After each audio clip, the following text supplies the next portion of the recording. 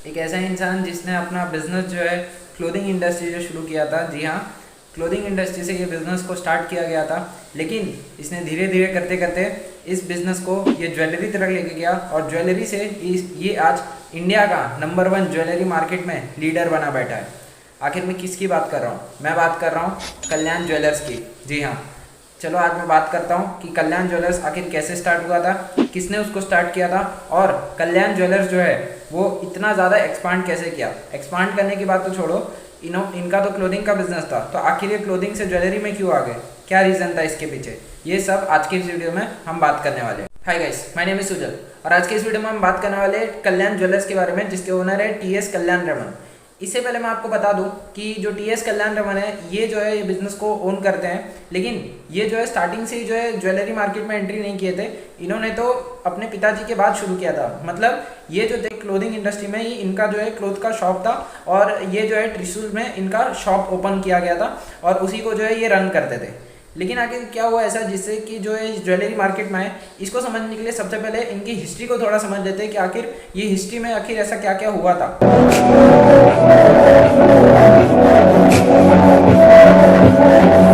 तो सबसे पहले स्टार्ट करते हैं इनके पिताजी से। क्यों? क्योंकि इनके पिताजी ही थे जिन्होंने ये क्लोथिंग इंडस्ट्री में क्लोथ की शॉप जो है ओपन की थी।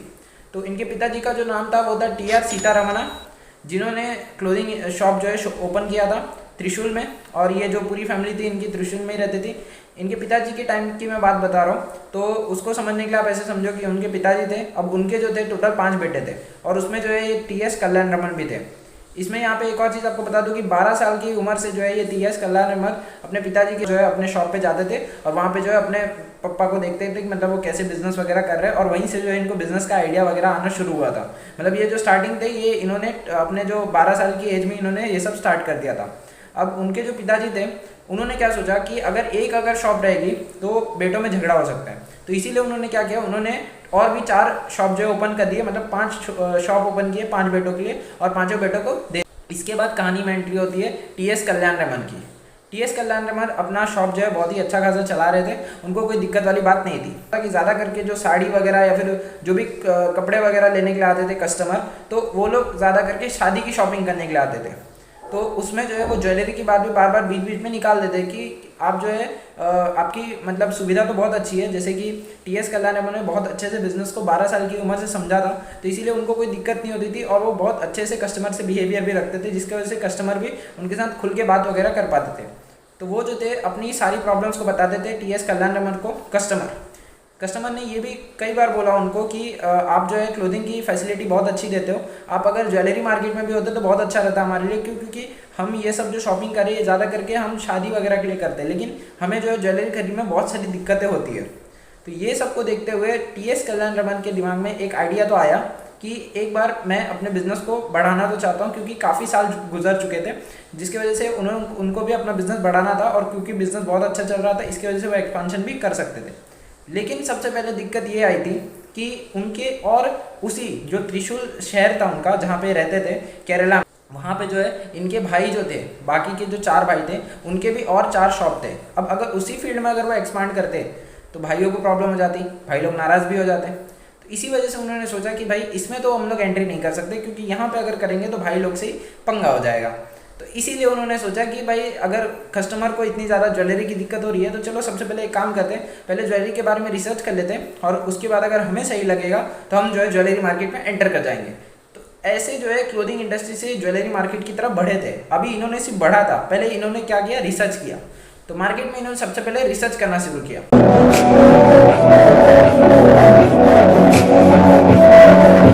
रिसर्च में इन्होंने ये पता लगाया, कुछ कारण इन्होंने पता लगाया, 2-3 कारण इन्होंने पता लगाए। सबसे पहले इन्होंने ये पता लगाया कि जो भी ज्वेलरी के शोरूम वगैरह इन्होंने जो देखे थे, वो देखते वक्त उन्होंने देखा कि बहुत सारे जो ज्वेलरी के शोरूम है, मतलब बहुत सारे क्या काफ़ी सारे जो ज्वेलरी के शोरूम है वो बहुत छोटे छोटे, मतलब 500 स्क्वायर फीट 600 स्क्वायर फीट के, उससे ज़्यादा कोई बड़ा शोरूम नहीं मिल रहा इनको। उसके बाद जो उन्होंने सेकंड प्रॉब्लम जो देखी वो ये देखी कि जब भी कोई ग्राहक ज्वेलरी वगैरह खरीदने के लिए ज़्यादा था तो वहाँ पे जो है ज्वेलरी के ऊपर कोई प्राइस टैग नहीं लगा होता था। जैसे कि आप कोई भी सामान लेने जाते हो, आप जब भी कपड़े वगैरह लेने जाते हो तो क्या होता है, उसके ऊपर एक प्राइस टैग मेंशन रहता है। आप कोई भी मॉल में शॉपिंग करने जाते हो तो वहाँ पे जो है उस कपड़े के ऊपर उसका प्राइस टैग लगा होता है, लेकिन ऐसा कुछ ज्वेलरी में था नहीं। तो उससे क्या होता था कि कभी कभी धोखा हो जाता था कि मान लो अगर एक कस्टमर आएगा तो उसको अगर कोई सेट अगर 8 लाख का मिला, वो 8 लाख में लेकर आएगा, वही सेट दूसरा कस्टमर जाएगा, पता चला उसको 10 लाख में पकड़ा दिया, ऐसा होता था। उसके बाद तीसरी जो इन्होंने प्रॉब्लम देखी वो ये थी कि वहाँ पे कोई स्पेशल कुछ अलग से एक ब्रांड नहीं था और कुछ ऐसे स्पेशल फैसिलिटी नहीं दे रहे थे, जैसे कि कोई ज्वेलरी के शोरूम के बाहर या फिर कोई भी शॉप वगैरह थी उधर पार्किंग की फैसिलिटी नहीं। इसके अलावा उनको कोई वैरायटी वगैरह नहीं मिल रही थी कस्टमर्स को, जैसे कि एक ज्वेलरी की शॉप में अगर कस्टमर जाता है वहाँ पे वो डिज़ाइन वगैरह सेलेक्ट कर लेता है और उसके बाद डिज़ाइन वगैरह सेलेक्ट करके वो क्या करता है कि ऑर्डर दे देता है, फिर वही 7 दिन 10 दिन के बाद जो ऑर्डर आके लेके आप चले जाते हो। तो ये सारी चीज़ें चल रही थी। और यहाँ पे जो है TS कल्याण रमन की जो क्लोथिंग की शॉप थी वहाँ पे भी कस्टमर बोल रहे थे कि नहीं हमको ज्वेलरी में प्रॉब्लम होती है। ये सब चीज़ों को देखते हुए और मार्केट को रिसर्च करने के बाद TS कल्याण रमन के दिमाग में आया कि अगर मेरे को बिजनेस का एक्सपांशन करना है तो मैं ज्वेलरी मार्केट में जो है एंट्री कर सकता हूँ, क्योंकि अब उन्होंने रिसर्च भी कर लिया था तो अब उन्हें मार्केट जो है अच्छा खासा समझ में आ चुका था और क्लोथिंग इंडस्ट्री में भी इन्होंने वैसी ही अपनी पकड़ जो है बना रखी थी। तो दोनों तो है तो रिटेल की शॉप, अब इनको थोड़ा बहुत जो है ईजी हो रहा था। तो इसकी वजह से इन्होंने डिसाइड किया कि हम जो है ज्वेलरी मार्केट में एंट्री करते हैं। तो ऐसे जो है TS कल्याण रमन ने क्लोथिंग इंडस्ट्री से जो है ज्वेलरी की तरफ शिफ्ट हुए थे।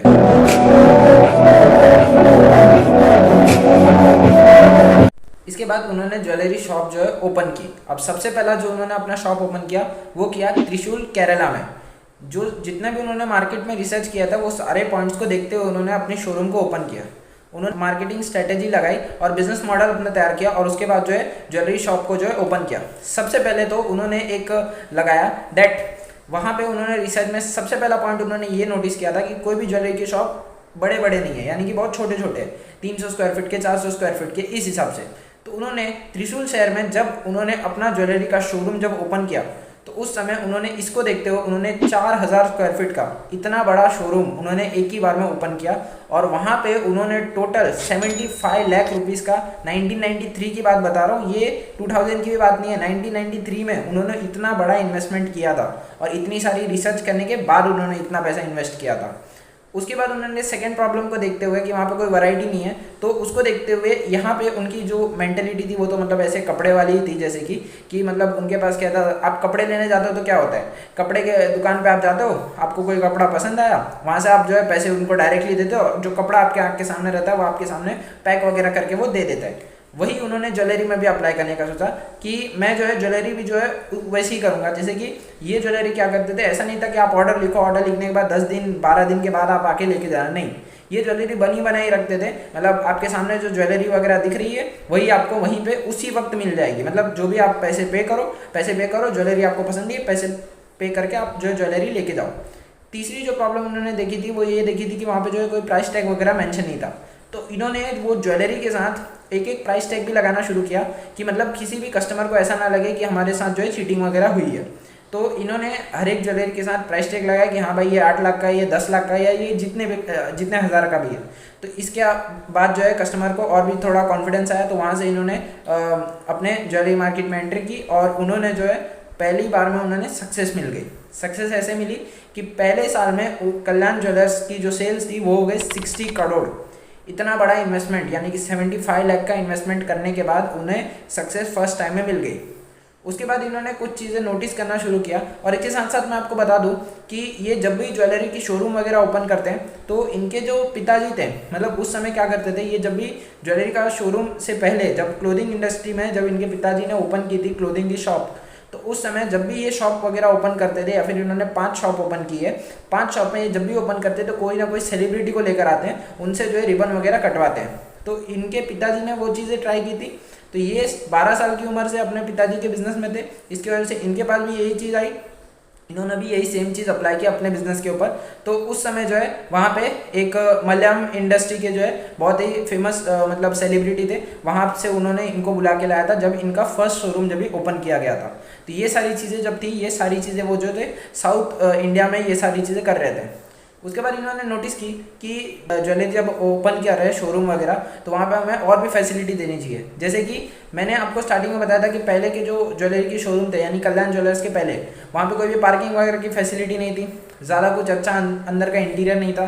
तो उसके लिए उन्होंने क्या किया, वही शोरूम में उन्होंने एक मस्त एसी वगैरह लगाया, एयर कंडीशनर लगाया, उसके बाद जो है उन्होंने पार्किंग वगैरह की फैसिलिटी दी, उसके बाद मस्त एकदम फाउंटेन वगैरह लगाया, ये सारी चीज़ें फैसिलिटी उन्होंने प्रोवाइड की, तब जाके उनकी इतनी ज़्यादा सेल्स हो पाई। इसको देखते हुए उन्होंने एक और चीज़ नोटिस की कि जो भी उनका जो त्रिशूल शहर में जो भी उनका शॉप ओपन हुआ था, वहाँ पे आधे से ज़्यादा जो कस्टमर थे कोयम्बटूर से आ रहे थे। तो कोयम्बटूर से जब वो आ रहे थे तो उन्होंने ये सारी चीज़ें नोटिस की और उन्होंने सोचा कि जब वहाँ से इतनी ज़्यादा डिमांड आ रही है तो वहाँ पे भी एक ओपन कर देते हैं। वहाँ पे उन्होंने ओपन किया। और दूसरा रीज़न ये भी था कि इनके भी थे 2 बेटे। अब इनके पिताजी के साथ इन्होंने बिजनेस किया था, तो इनके पास भी वही मेंटल है, इनके भी 2 बेटे थे। तो 2 बेटे हैं तो ये भी जो है 2 शोरूम ओपन कर देते ताकि बाद में झगड़ा ना हो। तो 2 शोरूम इन्होंने ओपन किया। उसके बाद वही सेम चीज़ हुई, वहाँ पे जब कोयम्बटूर ने उन्होंने ओपन किया था अपना शोरूम, तो वहाँ पे ओपन करने के बाद पता चला कि नहीं, और भी जो आधे से ज़्यादा जो कस्टमर है ये तो कहीं और से आ रहे, तो उन्होंने सोचा वहाँ पे भी ओपन कर दे। तो ऐसे करते करते करते साउथ इंडिया में ही सिर्फ इन्होंने 30 शोरूम ओपन कर दिए। 2010 तक इन्होंने 30 से भी ज़्यादा शोरूम ओपन कर दिए थे और 2012 तक ये पहुँचते पहुँचते और भी ज़्यादा नंबर आंकड़ा बढ़ गया था। इससे पहले 2012 से पहले इन्होंने 2010 के अंदर एक और चीज़ इन्होंने नोटिस की कि इन्होंने जो भी ओपन किया था साउथ इंडिया में ओपन किया था। साउथ इंडिया के बाद इन्होंने सोचा कि मुझे सिर्फ और सिर्फ जो है अर्बन और रूरल एरियाज़ वगैरह में मेरे को दोनों में जो है अपना बिजनेस को एक्सपांड करना है। तो गांव वगैरह के एरिया को देखते हुए उन्होंने एक और चीज़ माई कल्याण नाम से उन्होंने एक और शॉप ओपन की, छोटे छोटे शॉप वगैरह ओपन की, मतलब जो भी एक रूरल एरिया में अर्बन एरिया दोनों जगह उन्होंने ओपन की। वहाँ पे कैसा मिडिल क्लास फैमिली को और लोअर मिडिल क्लास फैमिली को टारगेट करके बनाया ये चीज़ कि उन्होंने देखा कि जो भी मिडिल क्लास वाले हैं वो एक साथ जो है 8 लाख 10 लाख की ज्वेलरी एक साथ नहीं खरीद सकते। अभी वेडिंग का टाइम है तो वेडिंग के टाइम पे वो लोग को ज्वेलरी लगती है, तो ज्वेलरी के लिए वो क्या करें, वहाँ पे उन्होंने एक अलग से छोटा छोटा जो शोरूम बनाया। उसके खोलने का पीछे मकसद यही था दैट वहाँ पे जो है वो ये सारी चीज़ें ओपन करे और वहाँ पे जो है कम भाव के यानी कि 10,000 20,000 के छोटे छोटे जो ज्वेलरी होते हैं वो वहाँ पे सेल करें। इसके अलावा गोल्ड वगैरह एक्सचेंज करना आपको तो आप वहाँ कर सकते हो। और उसके बाद अलावा जो है वहाँ पे कुछ स्कीम वगैरह निकाले गए, जैसे कि आपको ज्वेलरी खरीदनी है तो आप थोड़े थोड़े अमाउंट में जो है पैसे जमा करवाओ। समझो लाख रुपये 2 लाख रुपये की ज्वेलरी खरीदनी है तो आप हर महीने थोड़े थोड़े पैसे जमा करवाओ और उसके बाद जो है आप अपने ज्वेलरी को लेके जा सकते हो। तो ऐसे जो है कस्टमर को भी और भरोसा हुआ और इसके जो स्कीम वगैरह इन्होंने निकाला उससे जो है और भी ज़्यादा कस्टमर को इनके ऊपर ट्रस्ट बढ़ने लगा। ऐसे करते करते इन्होंने अपना बिजनेस को एक्सपांड किया। जब इतना ज़्यादा एक्सपांशन हो गया तो 2012 आने तक 2012 जैसे ही आया तो 2012 आने के बाद इन्होंने सोचा कि साउथ इंडिया में इन्होंने बहुत सारे शोरूम ओपन कर लिए और ये माई कल्याण नाम से भी इन्होंने बहुत सारे शॉप वगैरह ओपन कर दिए। तो ये सबको देखते हुए इन्होंने और कॉन्फिडेंस आया। तो इन्होंने क्या सोचा कि अब जो है साउथ इंडिया के बाद जो है हम नॉर्थ इंडिया में बढ़ेंगे और ईस्ट में वेस्ट साइड में ये सब जगह भी हम पूरे इंडिया में जो है एक्सपांशन करेंगे। अब एक्सपेंशन करने के लिए क्या किया इन्होंने 90 करोड़ का बजट जो है अपना साइड में किया और उससे बोला कि भाई ये जो है ये हम मार्केटिंग वगैरह के लिए यूज़ करेंगे और जो है आगे हम बढ़ते हैं। इसके साथ साथ यहाँ पे आपको 2015 आने तक हर एक स्टेट में कदम रख रहे थे और हर एक जो है डायरेक्शन को कवर कर रहे थे, लेकिन इन्होंने चेन्नई में आने में देरी कर दी थी। तो चेन्नई में जितने भी प्लेयर वगैरह थे, मतलब ज्वेलरी मार्केट में आपने देखा होगा, इंडिया की अगर खास करके बात करते हैं ना जब भी हम, तो इंडिया में क्या होता है, एक का शोरूम या फिर शॉप अगर अच्छा चलने लगा तो दूसरा कॉम्पिटिटर फटाक से आ जाता है। वही चीज़ इनके साथ भी हुई। चेन्नई में बाकी सारे जितने भी प्लेयर थे इनको देखते हुए सब आ गए थे।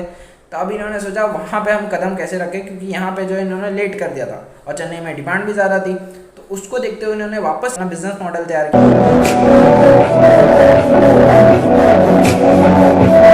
किया कि वहाँ पे हम क्या करते हैं, वहाँ पे अभी तक इंडिया का सबसे बड़ा शोरूम जो है ओपन नहीं हुआ है, मतलब सब ज़्यादा बड़ा से बड़ा शोरूम ओपन किसी ने नहीं किया, हम ओपन करते हैं। तो उन्होंने 2015 में टोटल 250 करोड़ रुपीस का बजट में उन्होंने एक शोरूम ओपन किया जो कि टोटल था 40,000 स्क्वायर फीट का, जो कि इंडिया का सबसे बड़ा शोरूम था ज्वेलरी में। दूसरी चीज़ इन्होंने ये की कि वहाँ पे 600 किलो सोना उन्होंने एक ही बार वहाँ पे रख दिया कि भाई ये सारी चीज़ इसको जो है बेचने की है। तो इतना ज़्यादा उन्होंने किया और इसकी वजह से जो चेन्नई में जब इन्होंने इतना बड़ा इन्वेस्टमेंट किया तो वहाँ से उनको रिटर्न भी बहुत अच्छा खासा आया। एक और चीज़ यहाँ पे बता दूँ कि चेन्नई जो जहाँ से इनका 10% जो है यहाँ पे उनका इनकम वहीं से आता है। ये सारी चीज़ें जब होती गई तो इसके बाद उन्होंने और भी चीज़ें डिसाइड की कि हम जो है और भी ज़्यादा इंडिया वगैरह में एक्सपांड करेंगे। जितनी भी चीज़ें हुई है इसके अलावा और भी किसी फील्ड में एक्सपांड कर सकते हैं क्या। तो ये सब तो चल ही रहा था। साइड बाय साइड इन्होंने रियल एस्टेट का भी काम चालू कर दिया और वहाँ पे कल्याण डेवलपर्स नाम से आप लोग ने सुना भी होगा, और वहाँ पे जो है उन्होंने रियल एस्टेट में भी अपने पैर जमा लिए। ये सबको देखते हुए जो टी.एस. कल्याण रमन है, इन्होंने जो है साउथ इंडिया के बाद वो बाहर निकले और नॉर्थ इंडिया की तरफ जब ये बढ़ने लगे तो वहाँ पे जो उन्होंने अहमदाबाद में अपना शोरूम पहला ओपन किया। वहाँ पे ओपन करने के बाद इन्होंने जो है सेलिब्रिटी को बुलाया था। यहाँ पे एक और चीज़ आपको बता दूँ कि वहाँ पे जब उन्होंने सेलिब्रिटी को बुलाया था तो नॉर्थ इंडिया में जब भी कदम रखते हो तो वहाँ पे सबसे ज़्यादा जो सेलिब्रिटी मानने आता है वो आता है अमिताभ बच्चन। तो उन्होंने ब्रांड एम्बेसडर अपने अमिताभ बच्चन जी को बना दिया। अब उसके लिए जो है फीस उन्होंने जो चार्ज की थी वो इतनी थी कि उन्होंने ऐसे कल्याण ज्वेलर्स ने जो अपनी रिसर्च की और उन्होंने बताया कि अमिताभ बच्चन ने इतनी ज़्यादा फीस ले ली थी जितना उनके अहमदाबाद का जब शोरूम पहला खुला था उसमें जितना ज़्यादा माल नहीं पड़ा था उससे ज़्यादा तो उन्होंने फीस ले ली थी।